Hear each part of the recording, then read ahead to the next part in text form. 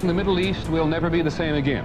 For the first time since the U.S. committed itself to the security of Saudi Arabia in the 1940s, an American president has drawn a line in the sand. The deadline has come and gone. The Iraqis are living in what President Bush calls borrowed time. It is no longer whether the war will start, but when. Equipment and supplies.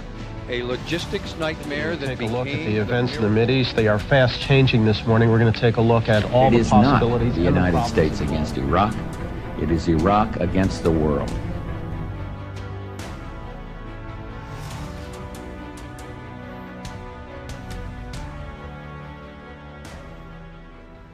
In my view, we had a lot of people say, we can't do this. We can't do this. And it wasn't an option. Can't do it wasn't an option. You've got to succeed. And you have to mitigate, you have to work around, you have to circumnavigate, do whatever you need to do to get where you need to be. Because at that time, we weren't sure whether the Iraqis were going to keep coming from Kuwait, come right down into the UAE. And that's why we had to establish that air-to-ground capability to try to give them a bloody nose if they tried to keep coming south. And so I told the squadron, you know, get ready. This is hot, you know. And sure enough, we're not told where we're going to go.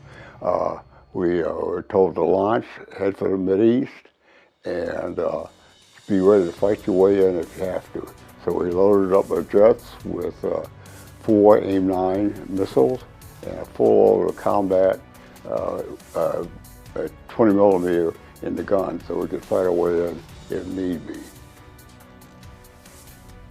The interesting thing is when they deployed, they had no idea where they were going to land.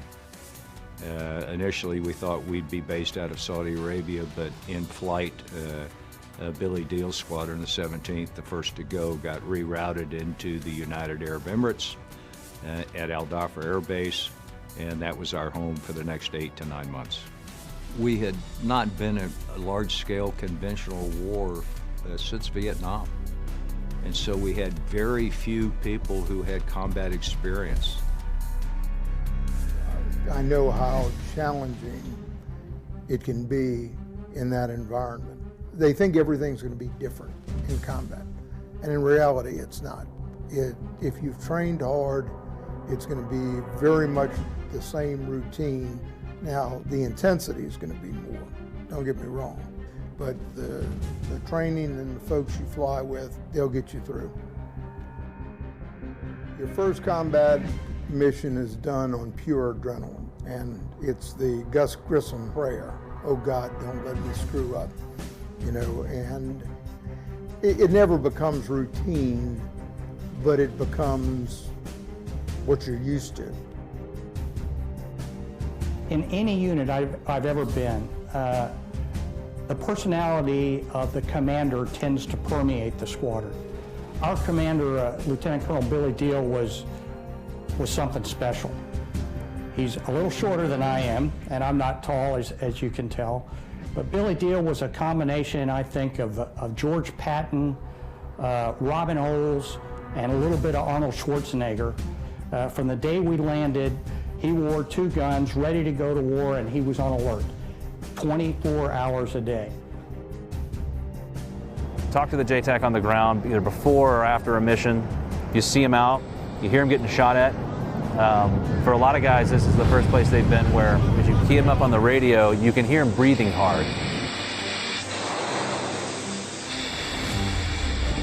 You can hear the rifle fire going off in the background, or he's in the MRAP, and you can hear the rounds bouncing off of it as he's being shot at. You can hear the stress in his voice as like his tempo goes up, and the tone in his voice changes.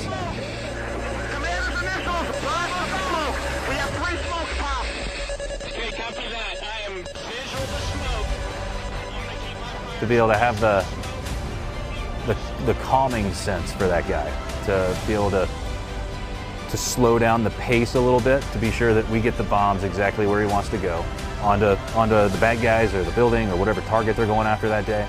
Looking down at those guys being shot at, and then coming back and calling him on the phone when he gets back to whatever fob he's coming out of, if he's out of here or someplace else, and saying, hey man, did you get back okay? And he's like, yeah man, we got back okay, we're all good. that's the most rewarding part here. No doubt, things have evolved, but some things are always going to be the same. You know, my dad was stationed here at Shaw Air Force Base back then, the 363rd Tactical Fighter Wing. And you know, the jets were different, but the sights, the sounds, the smells, the energy of the people, all that stuff remains the same. And I had the opportunity to walk this flight line with him before I took command and reflect on how similar it really is. But no doubt, the tactics have evolved, the acronyms have expanded. You know, the days of flying at low altitude, terrain following radar, probably behind us in some ways. As suppression of enemy air defenses has become more and more sophisticated against an ever-evolving and more complicated integrated air defense systems. But at the heart of those machines, at the heart of those tactics, are still fighter pilots and great airmen that are using the best of their abilities, the best of their minds, and the best weapon systems that we can provide them to get after the mission and to bring the fight to our enemies.